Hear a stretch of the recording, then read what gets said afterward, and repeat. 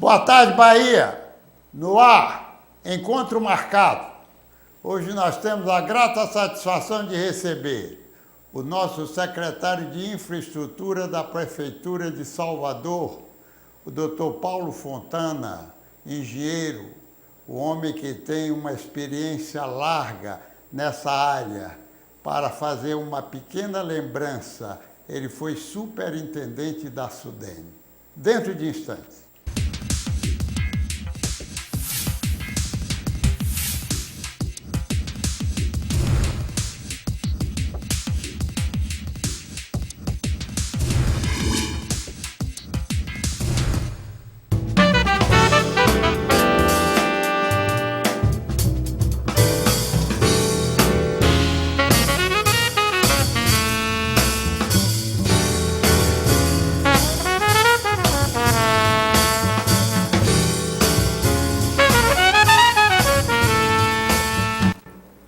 Meu caro secretário, eu estou aqui a lembrar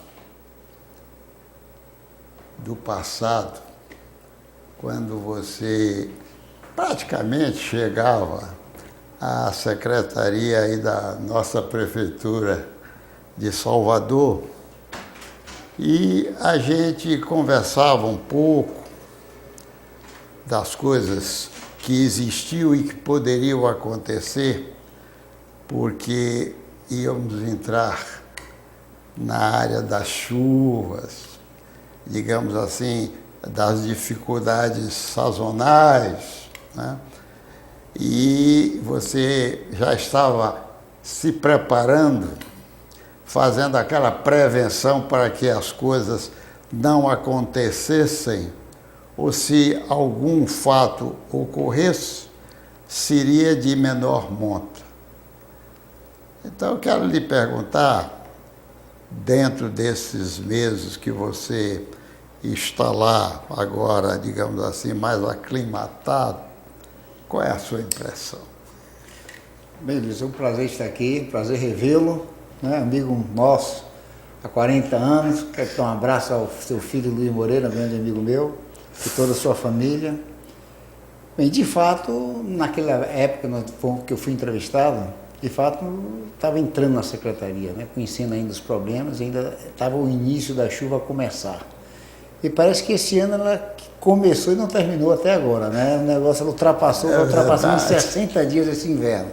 Um inverno intenso, de fato tem castigado muito Salvador. Mas o prefeito ouviu, compreendeu de fato a extensão de todos os problemas de infraestrutura. Nós discutimos de fato problemas de infraestrutura em toda a área, e hoje nós estamos já com planos justamente para atacar muitos problemas de infraestrutura, principalmente o problema da malha viária, né? Nós temos hoje uma malha viária ultrapassada, toda ultrapassada, e vamos lançar um grande problema dentro de Salvador. Você pode notar que hoje já reiniciamos até a Juracy Magalhães, estamos fazendo alguma pavimentação ali no Campo Grande, temos um programa grande de liberação de recursos da ordem de 50 milhões que sai no começo, na primeira quinzena de outubro. Nós estamos com as empresas vencedoras, estamos colocando em paralelo até 12 frentes de serviços, a partir de 15 de outubro, em obra de requalificação de vias. Autorizou mais uma outra de 30 milhões, que sai esta semana, esse processo licitatório, que começará com essas novas frentes mais ou menos em novembro. E ontem concedeu mais 110 milhões de reais para a pavimentação. Então, se você somar 50 com 30, 80, com 110, 190 milhões, o prefeito destinou a pavimentação. Então, nós vamos ter, de fato, dar um banho de asfalto na cidade. Haja visto que, de fato, esses recursos são abundantes, justamente para mudar a cara da cidade. É lógico que quem não está me ajudando é São Pedro. Eu tinha que ter feito um pacto com São Pedro antes de iniciar, mas eu espero que ele compreenda e até o final desse mês, pelo menos no final do mês de setembro, ele nos dê um pouco de paz, nos deixe um pouco de paz, nos dê uns dias de sol para que a gente possa avançar. E, de fato, só necessitamos de São Pedro, porque o prefeito, de fato, já destinou os recursos, as licitações estão ocorrendo. E temos outros problemas também, né, Luiz, de infraestrutura. Nós fizemos muita limpeza de canais naquele tempo, justamente que evitou grandes alagamentos, né? Nós temos problema de drenagem em toda a cidade. Estamos pelo menos com um projeto de implantação de novas vias dentro de Salvador, inclusive a ligação Valéria até BR-24, estamos desenvolvendo um projeto agora, é uma ligação super importante, Valéria, Águas Claras, BR-24, que nós devemos estar lançando esse edital lá para dezembro, estamos em processo de conclusão de projetos. Enfim, os problemas são grandes, problema de drenagem, principalmente de toda Salvador, principalmente toda a cidade de baixo, todo o subúrbio, que a drenagem tem mais de 40 anos, uma drenagem vencida e não cadastrada. Então isso nos dá maiores dificuldades justamente de identificar como funciona aquela drenagem daquela rua, para justamente nós fazermos justamente a troca ou a manutenção daquela drenagem. Então, de fato, os problemas são grandes, mas nós vamos dia a dia resolvendo. Tivemos problema com encosta, muitas encostas, sabe que nós temos mais de 600 áreas de risco, e estamos com um programa de contenção, captamos recursos da ordem de 20 milhões do Ministério da Cidade, estamos lutando por mais 20 milhões dentro do Ministério do Fernando Bezerra, Ministério da Integração, e esse Ministério da Cidade já estamos finalizando os projetos, iniciando as obras, e são 20 encostas que nós vamos debelar, mas de fato o montante de encosta é muito grande, são 600 áreas de riscos áreas maiores, fora aquelas pequenas áreas, justamente em habitações, em locais em que existe a implantação de habitações de maneira irregular e que eles cortam os morros e formam justamente aquela encosta, desestabilizando às vezes, criando acidentes, matando pessoas, destruindo casas e vidas. Agora, você deu uma notícia muito boa, que nós estávamos imaginando que realmente o prefeito estava tendo dificuldades de recursos para que pudesse fazer essas obras, inclusive desses recapeamentos de buracos que nas vias nossas são realmente muito sacrificadas, né?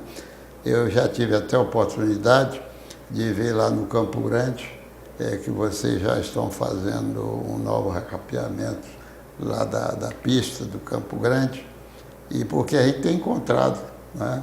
Isso visto aqui no centro, imagina aí pela parte de outros bairros populosos e mais afastados, né? Então, o que não acontece.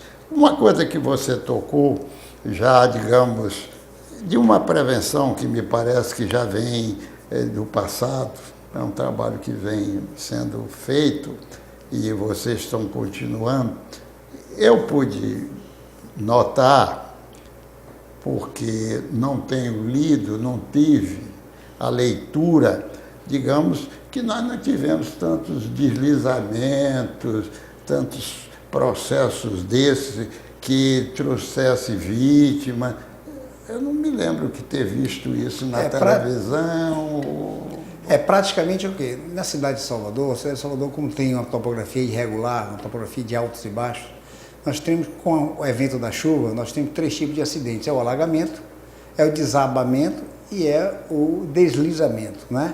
Então, o deslizamento, para a cidade estar toda tomada, cada dia mais adensada, você vai ver cada dia mais menos deslizamento de terra, porque as pessoas adensam a cidade, então logicamente a água não percola pelos maciços terrosos, não desliza. Mas nós tivemos um grande, que é o da Contorno, que nós vamos estar dando solução em breve. Já estamos quase que concluindo o projeto, então nós vamos dar uma solução ali de uma cortina tirantada em solo grampeado. Então daremos início a essas obras em pouco tempo. Então, tivemos também um na plataforma e só tivemos 4 mortes nesse período todo, né? Todo no subúrbio. E 2 mortes no Retiro e outra em plataforma, 2 mortes na plataforma. O resto, de fato, não houve vítimas e, de fato, a gente tem tentado avançar um pouco mais para, de fato, evitar com que isso ocorra. Amigo, uma coisa, você falou aí em abrindo via de acesso.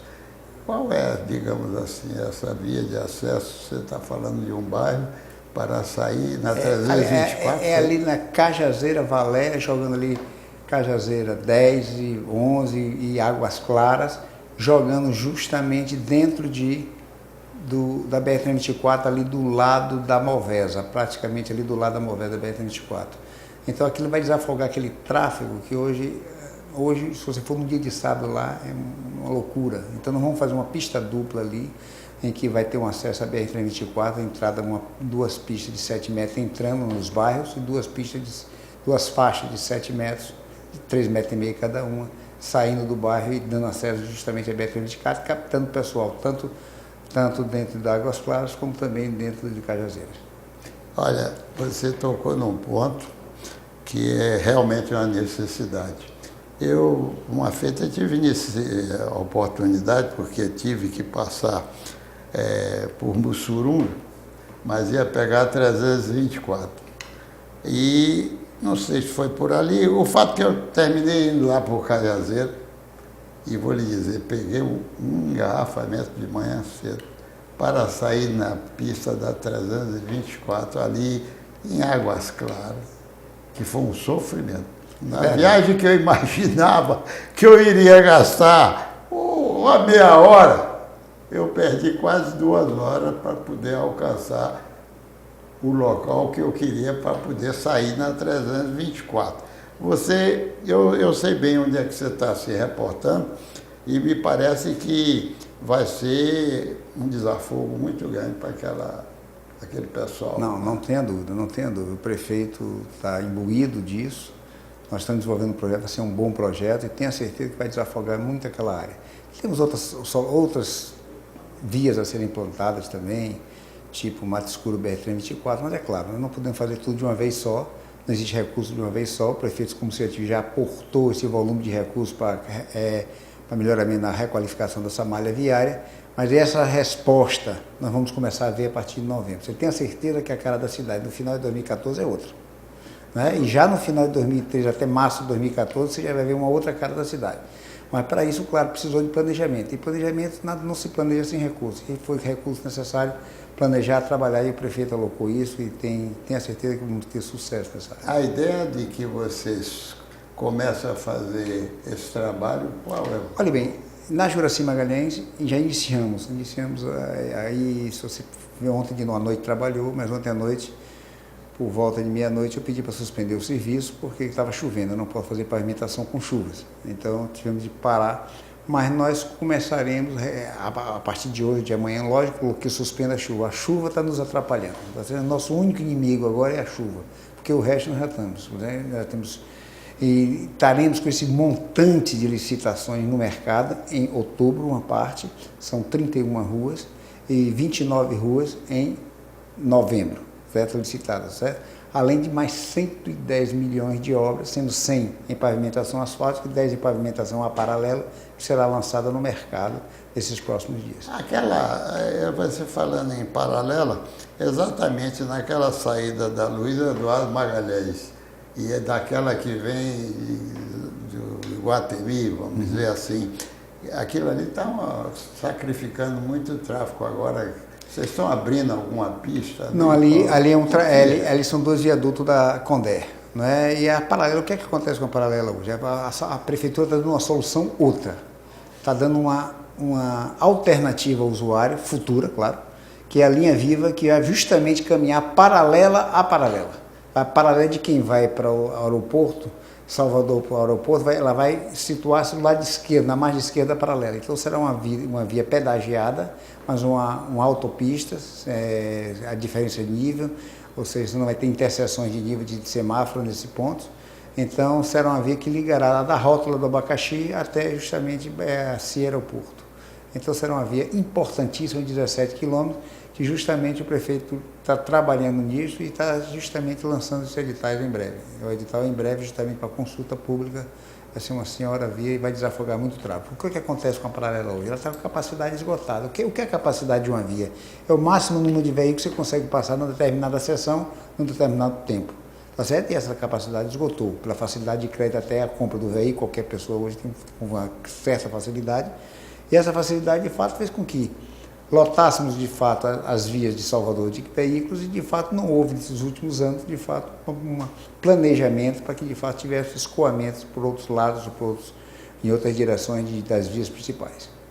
Agora, eu aí até lhe perguntar, porque quando falou em pedagiada, então isso vai ser feito uma licitação ainda para poder, então, desencadear essa construção? Logicamente, precisamos licitar, né? Então, o pedágio é uma alternativa, né? A prefeitura está dando uma alternativa. Ou você vai pela paralela, ou se você quiser ir mais rápido, você vai para a via expressa. Sim. Tem que chegar um momento, tem que decidir. Se você for nos Estados Unidos, Europa, tudo isso, você encontra vias pedagiadas e não pedagiadas, você decide.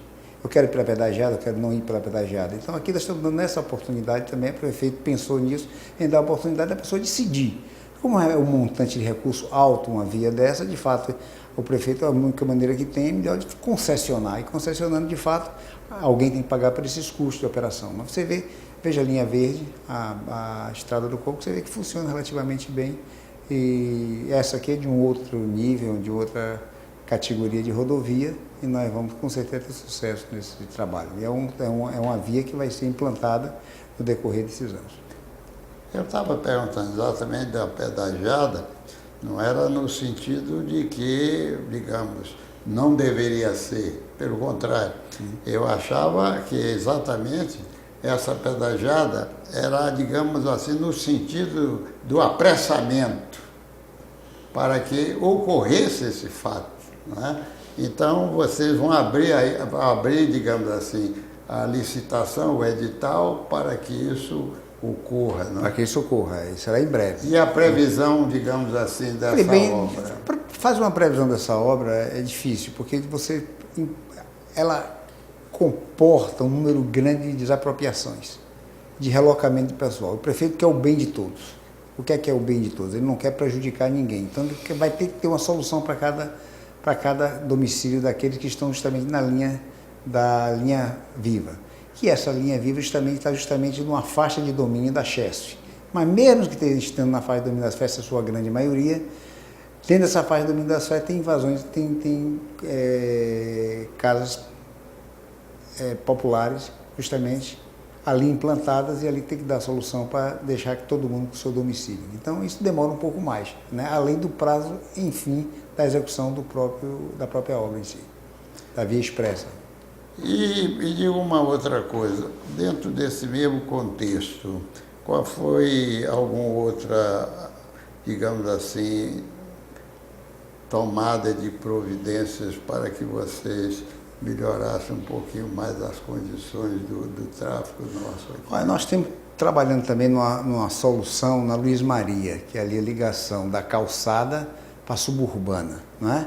Nós estamos fazendo hoje uma solução paliativa ali, mas estamos em paralelo, fazemos um projeto de duplicação daquela via. Eu vou até pedir uma reunião, pedi ontem ao Dr. Rafael, da SPU, justamente que nós vamos pedir a cessão da rede e da SPU, dali de 2.000 metros quadrados aproximadamente, que precisa deslocar aquele muro da rede mais ou menos uns 12 metros.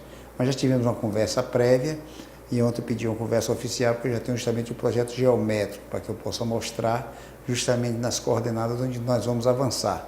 E aí faríamos também uma duplicação. Então vai desafogar e em muito a calçada para a suburbana. Vai dar uma velocidade de tráfego boa, que hoje é uma pista simples de 7 metros de largura, sendo uma de ida e uma de volta, e que de fato o tráfego é muito intenso. Então o que nós vamos fazer? Vamos dar 2 faixas de 3,5 metros para a ida, 2 faixas de 3,5 metros para a volta, colocar um canteiro central, onde a drenagem principal passará para esse canteiro, e 2 passeios de 2,5 metros de cada lado. E para isso nós vamos avançar em 12 metros aproximadamente dentro da rede. Dr. Carlos Martins, temos conversado com o Dr. Carlos Martins, com o Dr. Rafael da SPU, Dr. Carlos Messin da CTS. Esse avanço, na minha percepção, é para o lado, digamos, da linha férrea que vocês têm, onde tem dali da calçada? É para o lado da linha férrea de quem vai para a suburbana. Eu vou de calçada suburbana, é do lado direito, ali do lado, avança um pouco e entra um pedaço também na Feira do Curtume. Onde tem um muro e tal? Onde tem um muro, justamente. Então só tem essa solução para a gente desafogar o tráfego.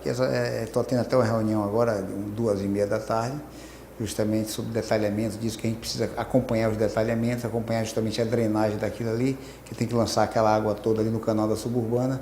Então nós temos discussões dia a dia, e hoje mesmo é um dia de discussão sobre esse novo projeto, discussão sobre essa nova duplicação. Que aquele espaço ali não está sendo utilizado, né? Não. Aquele espaço do galpão, ali, a rede acabou, o metrô e a rede acabou de ser passada para o Estado agora. De fato, ali tem um cama-pet, justamente catadores de plásticos e tal, que de fato precisa ser removido daquele local, não é? E de fato tinha um alagamento ali na frente, nós já drenamos aquele alagamento todo, e de fato ali é um pátio antigo da linha férrea, e nós descobrimos agora, depois que nós drenamos, descobrimos justamente trilhos, descobrimos pavimentos abaixo daquele charco, e de fato o Dr. Carlos Martins está entrando também agora, né? Não pode, está conhecendo os problemas dali, e certamente ele vai fazer um pátio de manobra ou coisa parecida ali. Ele vai nos conceder, nos dar esse prazer de nos conceder esses 2.000 metros quadrados que nós estamos precisando, justamente para que a gente possa fazer a duplicação e melhorar a mobilidade naquela área ali. Você falando isso, e ali por proximidade, aquela história ali da Baixa do Fiscal, está tendo um congestionamento grande. Mas é justamente ali eu chamo de Luiz Maria. Nesse momento, é justamente ali que nós estamos resolvendo. Nesse momento, o que é que nós estamos fazendo? O povo não pode esperar por muito tempo. Nós estamos recapeando aquela via por um período, é um recapeamento por um período de 4 meses, enquanto a gente conclui o projeto e lança o edital até começarmos a construir a via dupla. Então, por hora, nós estamos dando uma solução paliativa. Mas a chuva, mais uma vez, não está nos ajudando com que a gente feche ela. Mas esperamos que dentro desses próximos 20 dias, 15, 20 dias, seja tudo fechado. Eu sei que aquele trabalho não foi de vocês, mas, na verdade, quando você sai agora ali das 7 portas, parece que a coisa, com aquelas construções que foram feitas da pista, do elevado, que vem para o Cabula e tal, e parece que agora tá, no final já finalizou, ficou muito bom o deslocamento naquela área, né?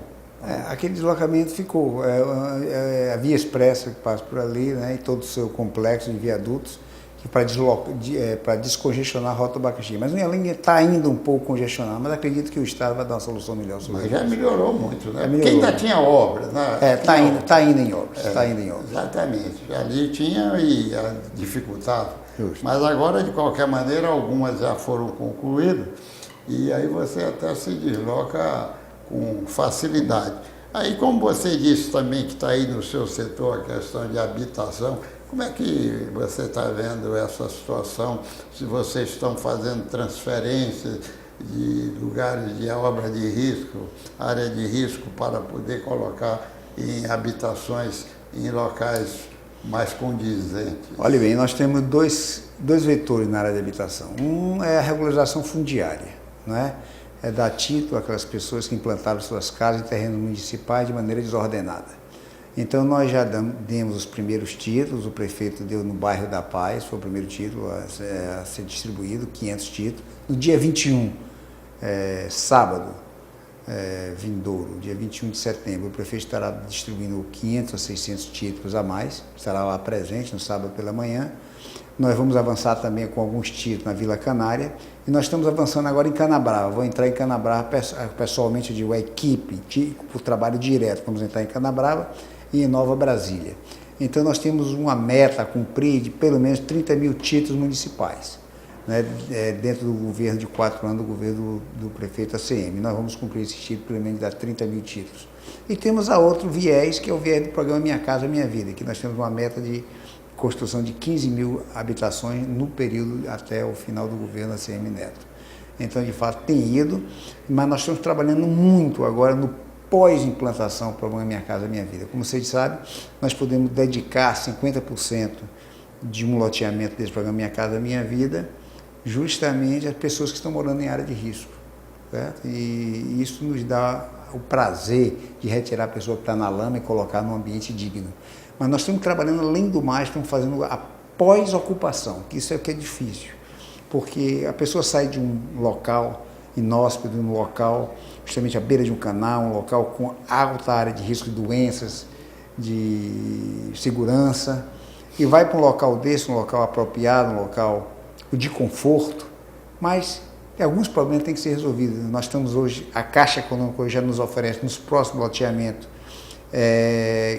a creche que concede à construtora, ou seja, o poder de construir uma creche, unidade de saúde, a escola. Então, isso já é algo positivo, porque antes do programa Minha Casa Minha Vida era lançado no interior, ou lançado aqui no município também, lançado em todo o Brasil, e cabia à prefeitura arcar com os custos de construção de escola, de creche, de unidade de saúde. E muitas prefeituras não tinham recurso, não tinham planejamento para isso. O que é que ocorria? Ficava o loteamento ali, você tinha sido locado o loteamento 5, 10 quilômetros justamente para levar seu filho à escola. Então isso nós estamos terminando com isso e estamos trabalhando, fazendo um projeto social para que a pessoa também conheça. Vamos fazer um trabalho talvez com o Sebrae para ter geração de renda. Às vezes você tira uma pessoa de uma beira do mar, em que ela, do marisco ela vive, e coloca num loteamento fora daquela área em que ela desconhece justamente aquilo, e nós temos que nos preocupar com a geração de renda dele. Então, no trabalho não é simplesmente entregar a unidade habitacional, não é dar o bem-estar de viver, mas simplesmente é fazer com que as outras benefícios ocorram, tipo como falo, creche, escola, transporte, energia, iluminação, lazer, tudo isso nós estamos nos preocupando depois da entrega das chaves do programa Minha Casa Minha Vida. Agora, você quando falou aí que vocês entregavam o título, esse título, digamos assim, da propriedade que já existia, você está reconhecendo o proprietário nesse contexto? Eu reconheço o proprietário em algumas condições, ou seja, o proprietário tem que ganhar salário familiar no máximo de 6 salários, tem que ter uma habitação de no máximo 250 metros quadrados, tá certo? Então ele não pode ter sido premiado pelo mesmo programa, o programa similar de habitação pelo governo federal. Então a esse nós reconhecemos isso. Nós temos alguns critérios, algumas dúvidas, em que nós achamos que nós devíamos ampliar isto, fazer com que fosse concedido também para aqueles que tivessem o comércio, para os terreiros, para as associações, para as igrejas. Então isso nós estamos justamente prevendo, minutando um decreto, através de uma comissão, um decreto esse que vai à Câmara Municipal, justamente para que possa conceder o título também a outros usos, não simplesmente a moradia.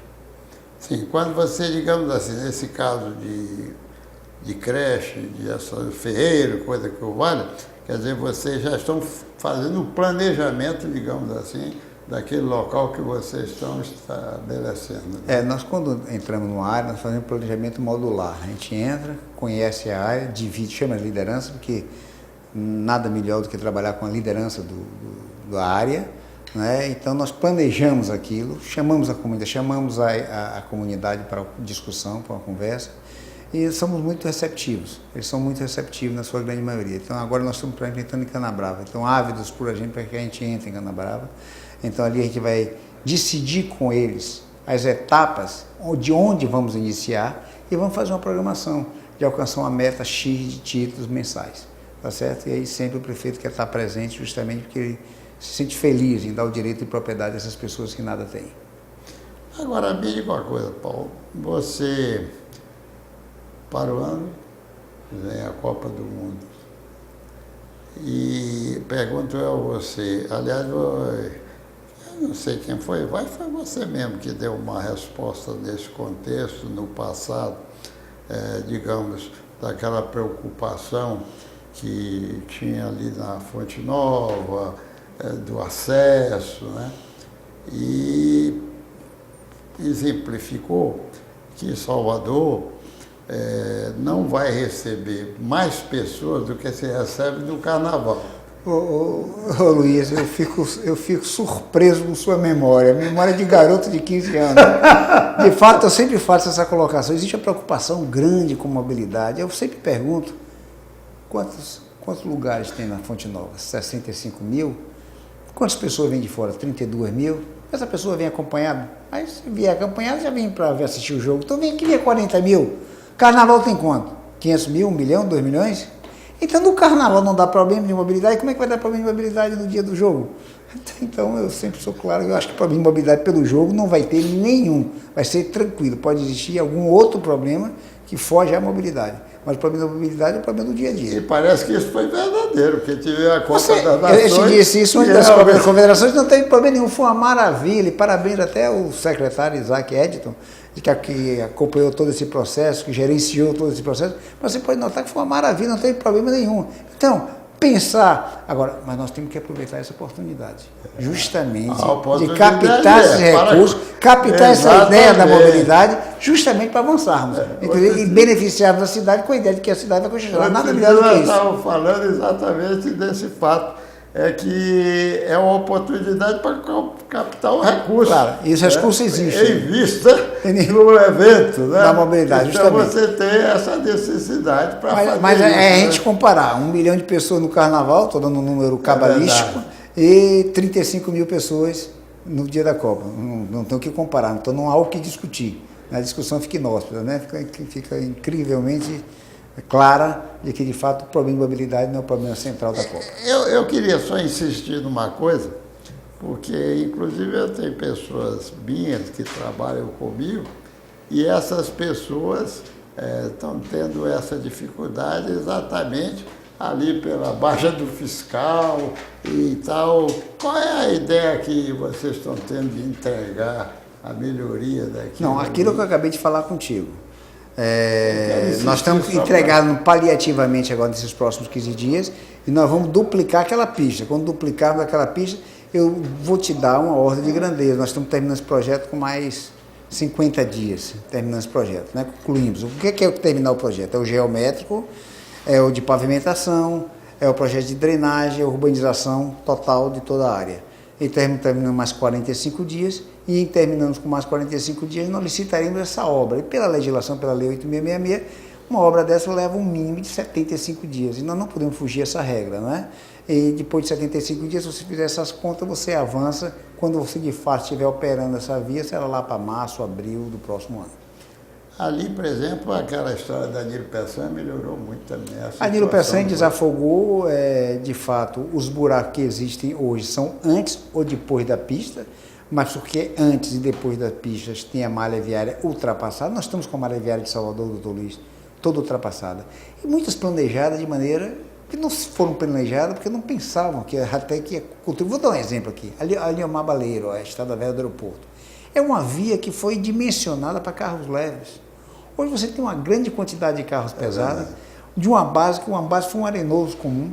Então vocês veem que está toda comprometida. O prefeito me pediu para que justamente a Orçasse, justamente lançasse um edital, e em breve estaremos lançando esse edital. Então aquilo ali vai ter que ter um reforço de base, vai ter que ter drenagem pesada, para que de fato a gente não tenha toda hora uma operação tabular. Você faz a operação tabular hoje ali na Leomar Baleiro, bate uma chuva, fora os lava-jatos de maneira aleatória que existe em toda a via. Então, de fato, você está com um buraco 10, 15 dias depois. Então, a malha, a capa de asfalto está ruim, a drenagem está horrível e o pavimento e a base está péssima. Então, de fato, ali precisa fazer, de fato, um retrabalho de toda a via para dimensioná-la justamente para o tráfego que hoje ela tem e já fazendo a progressão para o tráfego futuro. Outra também é a avenida regional. É o mesmo caso, são vias que têm que ser tratadas diferentes. Tá certo? Porque tem um tráfego muito pesado, e ela não foi dimensionada. Quem estraga a pista são duas coisas: água e tráfego, mais nada. Isso é verdade. Bom, meu secretário, me diga uma coisa, você teria alguma outra? Eu gosto sempre de, no final do bate-papo, eu gosto sempre de falar nisso. Pode ser até uma coisa cansativa, mas me parece que o resultado é positivo. Que às vezes a gente conversa e tal, e tem algo que a gente gosta de deixar, uma mensagem, ou isso, ou aquilo, que por qualquer motivo ou não foi tocado, ou digamos assim, foi de passagem, não é? Ou não se falou, e que às vezes o entrevistado gostaria de deixar uma lembrança de uma mensagem, uma recomendação. Meu querido Se Luiz, você quiser, a mensagem que eu queria trazer é a alegria que eu tenho de estar trabalhando no governo, ACM Neto, e ver a maneira com que ele trata as coisas, né? A maneira com que ele a maneira com que ele tem trazido para ele todo esse problema e, de fato, tem feito com que as coisas aconteçam. Nós estamos vendo que as coisas vão acontecer. Vimos grande dificuldade no início. Eu não via luz no começo, bem claro. Eu via, de fato, dificuldades, muitas dificuldades. E hoje eu vejo grandes luzes no final do túnel. Então, eu acredito no governo, acredito que ele está predestinado justamente a fazer um excelente governo, e nós vamos ajudá-lo a fazer o melhor governo já passado pela cidade de Salvador. E que os recursos venham em grande quantidade para ocorrer. Vem de qualquer maneira. Um abraço. Muito obrigado. Um abração. O prazer foi todo meu.